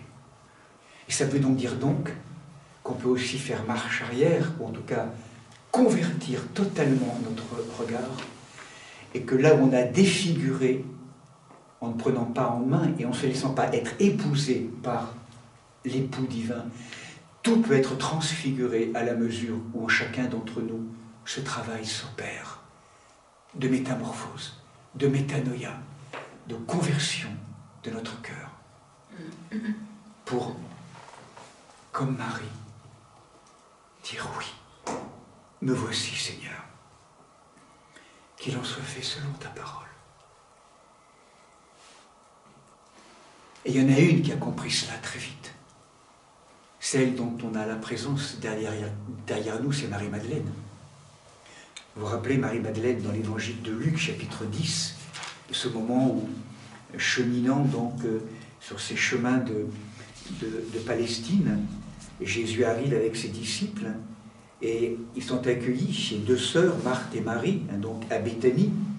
Et alors que Marthe reçoit, et fait bien de recevoir avec toute sa bonne volonté, à un moment donné, sa sœur, Marie, pour nous c'est Marie-Madeleine, hein, dont les reliques sont ici présentes, Marie-Madeleine, cette aimante, totalement aimante, mais qui s'est perdue dans son désir. Voilà bien une femme qui a été tellement prise en main, ligotée par des forces passionnelles, des forces... Elle était possédée par 7 démons, nous dit le texte. Hein. Donc cette femme perdue, égarée dans son désir, eh bien, lorsqu'elle est rencontrée, regardée, touchée par Yeshua, qui la ramène à sa beauté et qui l'invite à « tu peux ne plus grimacer », cette femme qui, sous le regard de Yeshua, se sent à la fois aimée pour la première fois et vue pour la première fois, sans être jugée. Vue et aimée. Et là, dans ce regard, tous ces nœuds, tous ces systèmes de nouures, ces souillures, tout ce qui cette espèce de tour de prétention, d'illusion, de cette beauté infatuée dont on parlait tout à l'heure avec Ézéchiel, cette humanité qui se prend pour ce qu'elle n'est pas finalement, tout ça s'effondre, ça n'a plus de poids tout ça. Et se retrouve à genoux, en larmes, au pied du Christ. Pardon, pardon, pardon. Je me suis trompé, j'ai été trompé, j'ai trompé. Pardon, pardon. J'ai raté la cible de l'amour, de la vie. Et en même temps, au pied de cet homme dont elle reçoit l'émanation tellement forte de l'amour, elle sent qu'en même temps elle est pardonnée. Plus elle va loin dans la demande de pardon, et plus elle découvre qu'elle est pardonnée et aimée. Et ces larmes vont se transformer en larmes de joie. Tout ce qui était perdu est retrouvé. Tout ce qui était mort est à nouveau en vie. Et là, on la retrouve assise au pied du Seigneur, alors que Marthe, sa sœur, s'agite, on le sait bien, dans l'activité, et qu'elle demande à Jésus d'intervenir pour que Marie bouge. Marie, elle ne peut pas faire autrement en cet instant, parce que, habitée par l'Esprit Saint, où il n'y a plus aucune notion de plaire ou de ne pas plaire à l'humain, c'est plus le problème, l'obéissance à l'Esprit Saint qui l'assoit. Et là, elle reçoit de son Seigneur, dans le silence, dans sa prière, une nourriture absolument bouleversante. L'assise de Marie-Madeleine au pied du Seigneur. La voix de la méditante, de la contemplative, par amour. Là, Marie-Madeleine, elle se laisse être épousée. Voilà. Totalement donné, son désir unifié. Hein, et rappelez-vous, lorsque Marthe s'approche, dit qu'il ne pourrait pas, Seigneur, qu'est-ce que tu fais? Marthe, Marthe, tu t'agites, pour peu de choses. Elle a trouvé la meilleure part, et elle ne lui sera pas enlevée. Non pas que Jésus condamne, vous sentez bien, l'activité de Marthe. Ce qui lui fait prendre conscience à Marthe, c'est qu'elle ne vit pas son activité épousée du dedans. Elle est à l'extérieur d'elle-même. Elle n'est pas arrimée, elle n'est pas unifiée, puisqu'elle a un regard double. Elle louche. Elle fait son activité, et en même temps, qu'est-ce que tu fais là-bas, toi? Viens. Elle louche. Duel. Parce qu'en fait, elle n'est pas épousée dans son activité. Il y a vraiment cette dimension dont, voilà, sentez bien, parce que pour nous, tout ça, c'est toute cette pratique très concrète de notre vie aujourd'hui. Comment associer la méditation et l'action. Et que ce n'est pas à opposer. Mais que beaucoup de nos actions sont des agitations, en vérité, aujourd'hui. Parce qu'on n'est pas arrimé, notre militantisme est souvent une agitation. On n'est pas assez arrimé dans les profondeurs de l'amour, de la vie. Cette voie qui est prônée aujourd'hui, qui est très intéressante, c'est la voie que le père Jean-Thierry Verhelst avait déposée et que Michel Maxime Heger a repris en ce moment, qui est la voie du méditant militant. Associer l'assise contemplative, d'où naît la parole, la pensée et l'action juste. Méditant, militant. Et certains la nommeront aussi médite, action. Voilà, tenir ensemble Marthe et Marie. Mais Marie-Madeleine, c'est très intéressant parce que c'est bien une notion où elle se laisse être épousée profondément par celui que son cœur aime. La grâce que nous fait Marie-Madeleine, c'est la grâce de l'amour, la voie de l'amour. Et elle va aller très loin pour accompagner son Seigneur, parce qu'elle va voir son ami et son maître et son Dieu, donc marcher avec elle et avec tous, et de plus en plus aimer l'humanité, la prendre de plus en plus, jusqu'à donner sa vie. Jusqu'à donner sa vie. Ce n'est pas simplement un époux qui regarde de loin en disant oui, etc., l'obéissance et tout ça. Non, c'est jusqu'au bout. Le Christ aime tellement, Dieu nous a tellement aimés qu'il a envoyé son Fils pour que nous soyons sauvés. Jean 3. Pour que ceux qui croient en lui soient véritablement délivrés et sauvés. Et donc nous allons vers le carême, cette préparation, où nous allons voir donc cet époux rencontrer l'inaccompli du monde, la violence du monde, je dirais, pour venir nous prendre là, nous sauver là, et faire de la question du malheur, du mal, de la maladie, qui est notre propre question à nous, de l'injustice, il va faire sienne notre question du mal et du malheur. Cette question de l'injustice, du mal, du malheur, de la violence, je l'ai vécu comme vous dans ces derniers jours jusqu'à la croix. Jusqu'au bout, j'ai voulu rencontrer et épouser la nature humaine pour vous montrer par la résurrection qui a impacté votre nature humaine. Forcément, vous êtes nourris de cela, que ce n'est pas la mort, la bêtise, la violence, la maladie, l'injustice, toute forme de manipulation à travers ces procès iniques qui auront le dernier mot. C'est pas ça. C'est la force invincible et vulnérable de l'humble amour. C'est cela qui aura le dernier mot. Si vraiment vous y adhérez. Et donc nous l'avons rappelé ce matin, lors de ce trajet, vous vous rappelez, ce moment donc où Jésus va vivre la Sainte Seine, ceci est mon corps, ceci est mon sang, pour se donner à nous. Nous l'avons rappelé, cette perspective eucharistique ce matin, nous l'avons développée, toute la puissance, la force de ce lien, tellement fort. Donc cette dimension vraiment très profonde, je dirais de cette épousaille, de cette épouse, avant de parler de l'Église, quelques minutes avant de conclure, ce moment aussi très fort, rappelez-vous, je continue le chemin au moment de la résurrection, ce moment aussi où, rappelez-vous, le matin de Pâques, de nouveau un moment très très très présent et profond, ce moment où Jésus va venir prendre Marie-Madeleine aussi, pour l'inviter à quitter l'ancien mode de fonctionnement, là où elle cherchait un corps à l'extérieur, et que tout s'affole en elle.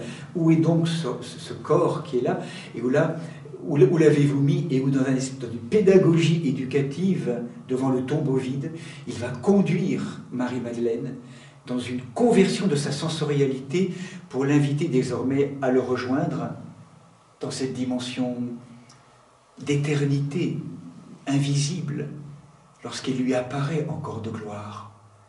Tu me cherchais dans un corps physique, un corps comme avant, et maintenant viens me rejoindre dans ce nouveau monde, dans cette nouvelle perspective, cette nouvelle sensorialité, la rencontre avec la matière glorieuse. Et là, il y a un dialogue bouleversant sur le tombeau de Pâques, lorsque Jésus dit « Marie ». Et c'est ça qui finit le chemin d'éclairer son regard. Et elle dit « Rabouni ». Mon maître bien-aimé. Ce qui se joue là, c'est quelque part quelque chose de l'ordre d'une alliance entre la divino, ces dimensions divines et humaines de cette création à travers Jésus et Marie-Madeleine, comme si retrouver cet époux des profondeurs, cet époux vraiment dans cette dimension intérieure, et lorsqu'il va lui dire à ce moment-là, va dire à mes frères, et il l'envoie comme apôtre. Apôtre des apôtres. Marie-Madeleine est vraiment celle qui peut nous conduire, nous aider à ce chemin d'épousailles, parce qu'elle est habitée par l'amour. C'est la voie de l'amour, c'est la disciple de l'amour. Seigneur, apprends-moi à aimer comme elle t'a aimé, et comme il est bon de t'aimer, comme il est digne de t'aimer. Apprends-moi à aimer de manière libre, de manière juste. Le véritable amour ne rend pas aveugle, hein, mais voyant. Et là, donc justement, le chemin donc, se poursuit donc encore deux moments, simplement. Hein.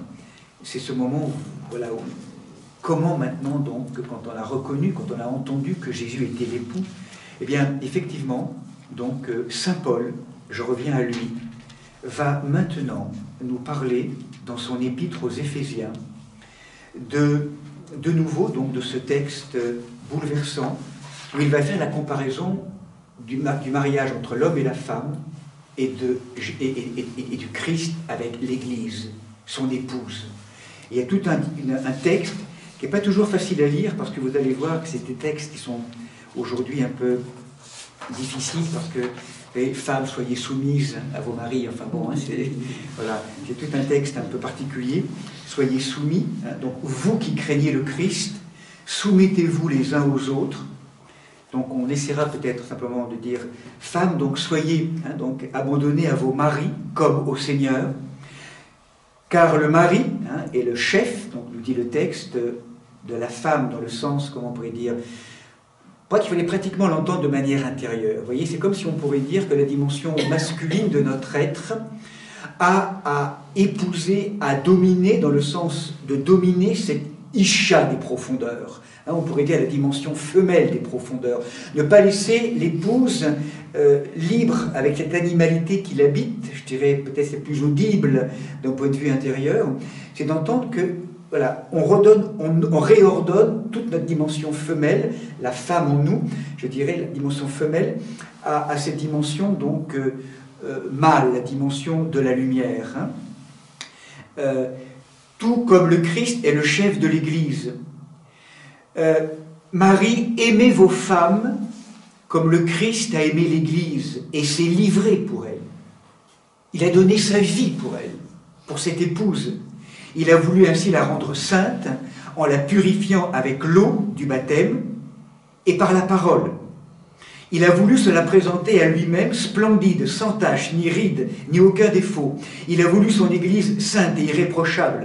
C'est ainsi que le mari doit aimer sa femme comme son propre corps. Celui qui aime sa femme s'aime lui-même. Jamais personne n'a pris sa propre chair en aversion. Au contraire, on la nourrit, on l'entoure d'attention comme le Christ fait pour son Église.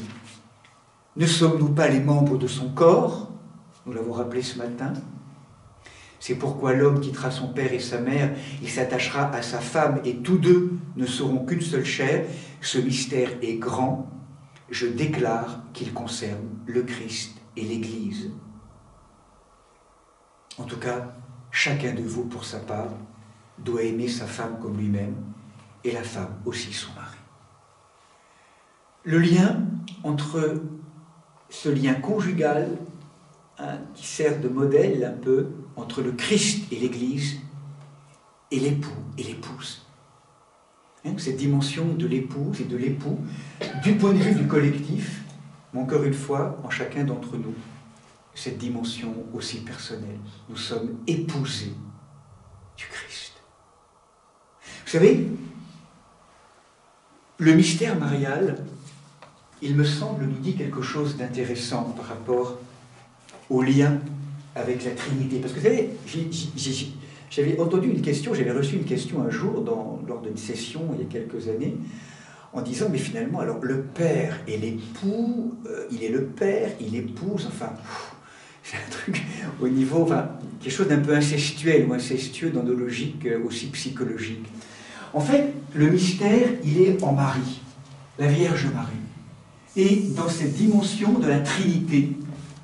En fait, si on écoute le mystère marial, ce qui est bouleversant dans la mission de Marie, c'est qu'elle est effectivement fille du Père. fille de Dieu, fille du Père. Elle est épousée par l'Esprit Saint. En particulier, elle est épousée donc avec le Saint-Esprit. En particulier, lors de l'Annonciation, rappelez-vous, ce moment où, à travers l'ange, en fait, elle va se laisser être épousée par l'Esprit. Et après, elle devient mère du Fils, mère de Dieu aussi. Elle est fille de Dieu, épouse de Dieu et mère de Dieu. Mais parce qu'il y a 3 personnes trinitaires, il y a 3 personnes dans la Trinité. Fille du Père, épousée par l'Esprit et invitée à mettre au monde Jésus, le Fils. C'est chacun d'entre nous, ça. Parce que Marie, c'est pas simplement une personne extérieure, c'est l'archétype, le prototype de notre humanité que nous avons à révéler en chacun d'entre nous. Marie, elle est là.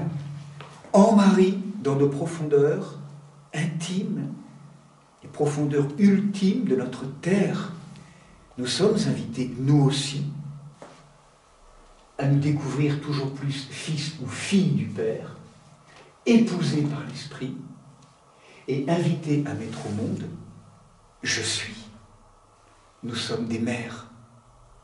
Nous sommes enceintes d'un germe d'éternité, invités à le mettre au monde, par tout ce travail qu'on a rappelé tout à l'heure. Ça va? Tout un programme bouleversant, mais quelle destinée, enfin, je dirais, quelle dignité, vraiment. Si on s'approprie ces mystères par l'intériorité, c'est bouleversant.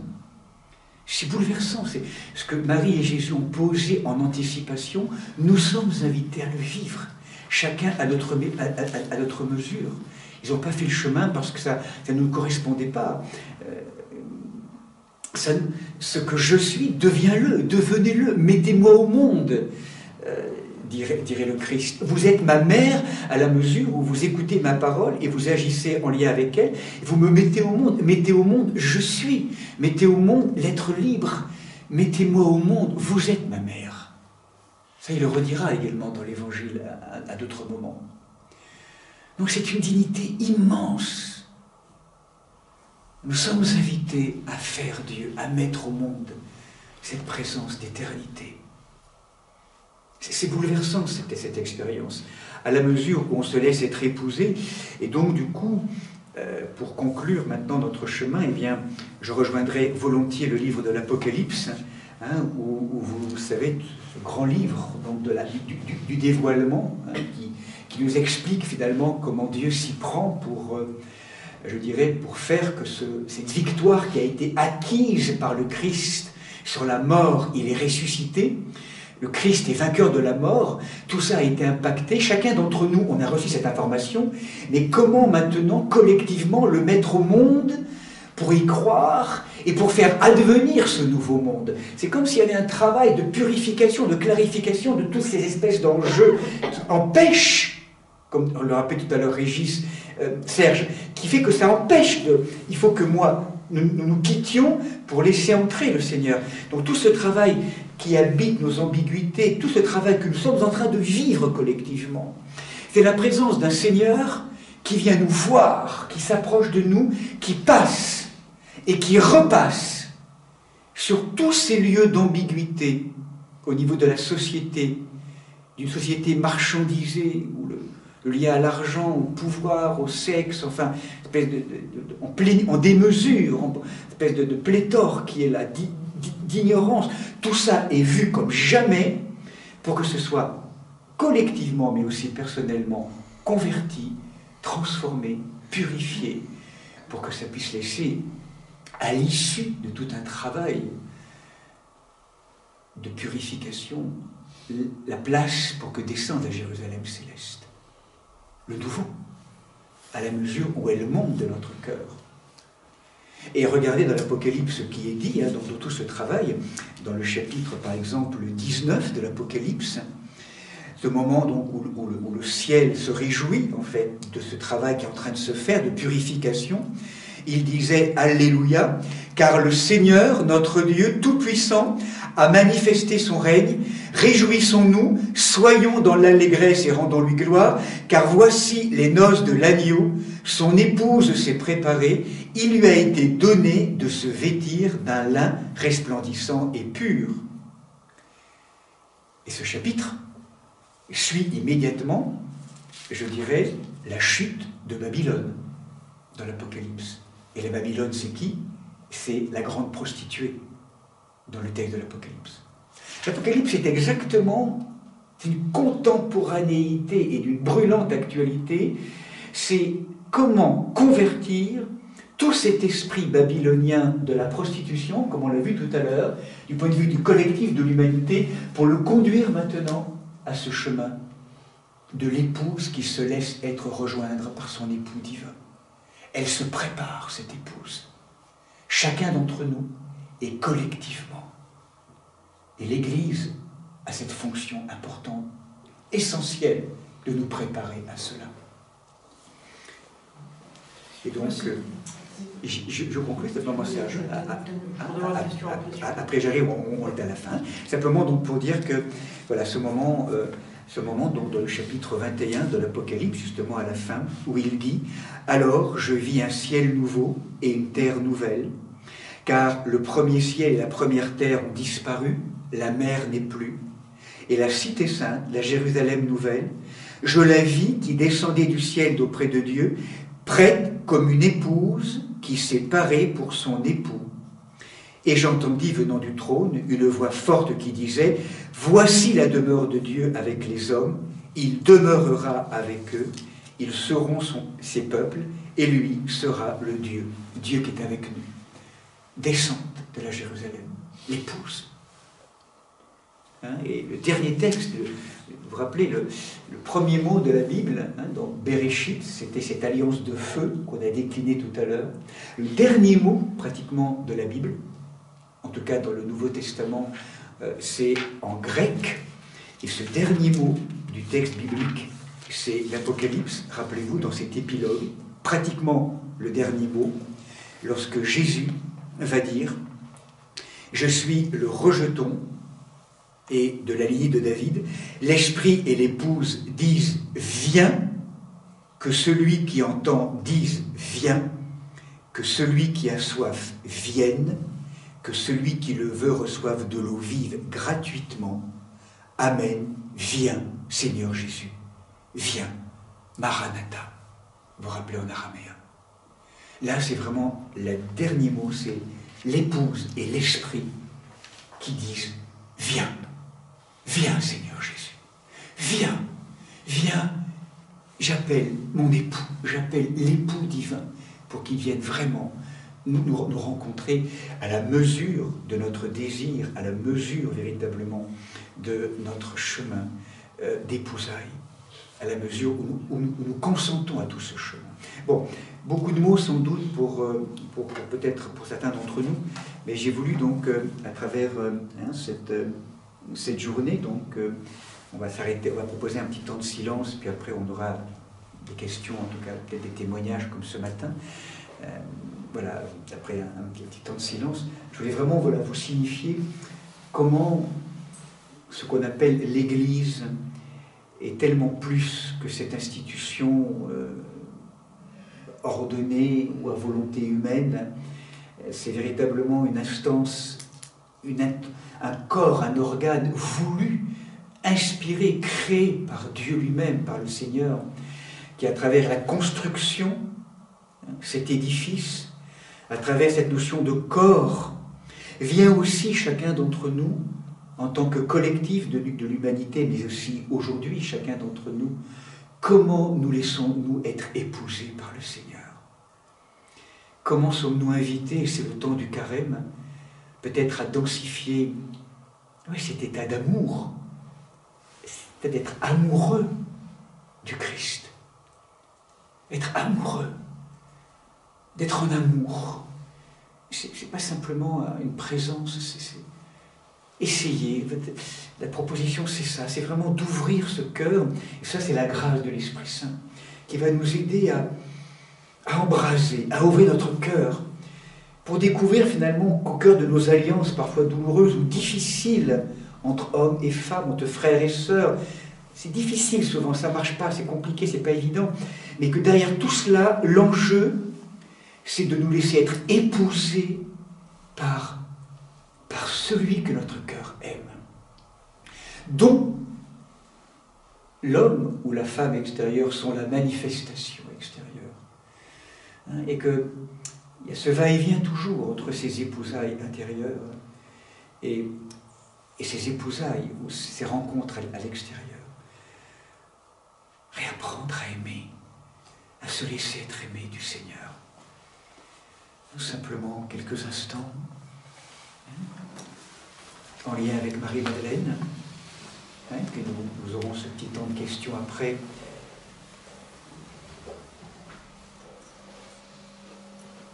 Le temps du carême. Comme ce thème abordé aujourd'hui nous invite à retrouver ce sens de l'incarnation, de l'encharnellement, du corps. Glorifiez Dieu avec votre corps, par votre corps. Mais aussi se rappeler de ce chemin d'épousailles.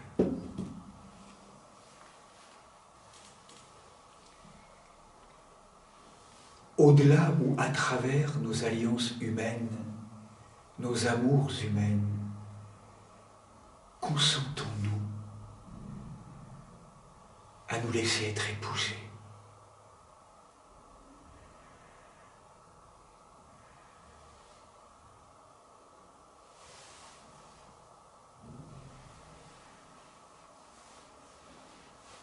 Par une présence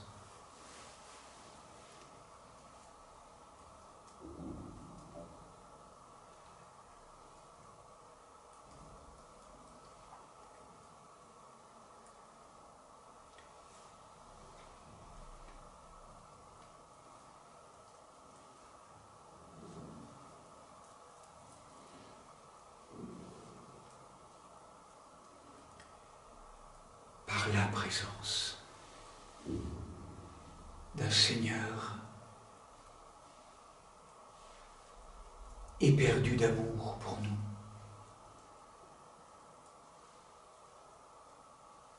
Jusqu'à en donner sa vie pour que nous recevions sa vie.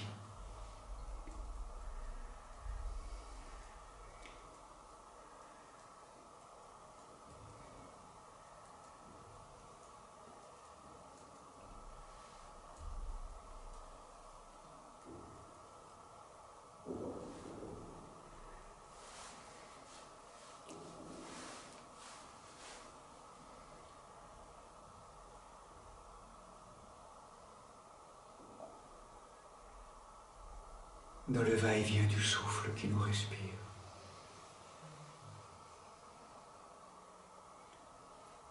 Le Seigneur nous appelle chacun par notre prénom. Chacun et chacune.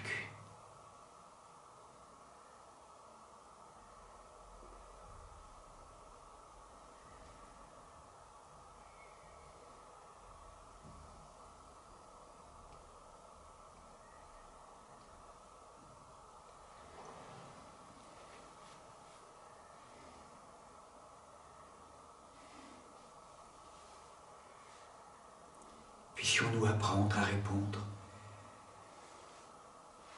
de cette voix de l'amour comme Marie-Madeleine au matin de Pâques. Rabouni, Maître aimé. Rabouni.